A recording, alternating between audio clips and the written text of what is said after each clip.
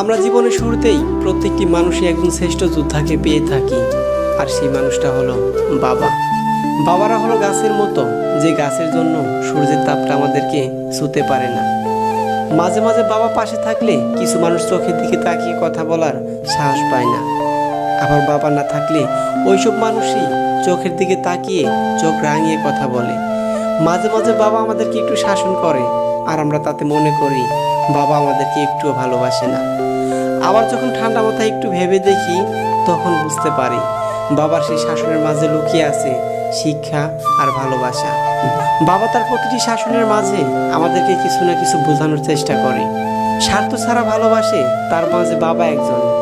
আমি আমার বাবাকে হাজারো রোদে পড়ে এবং বৃষ্টিতে ভিজে পরিশ্রম করে আমাদের সংসারটাকে আগলে রাখতে দেখেছি।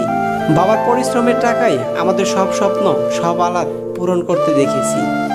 বাবাকে কখনো আবদার করতে দেখিনি, বরং সবসময় সন্তানদের আবদার পূরণ করতে দেখেছি। বাবা মানে আমাদের কাছে হাজারো শাসন, আবার দিন শেষে বিরক্তির কারণ।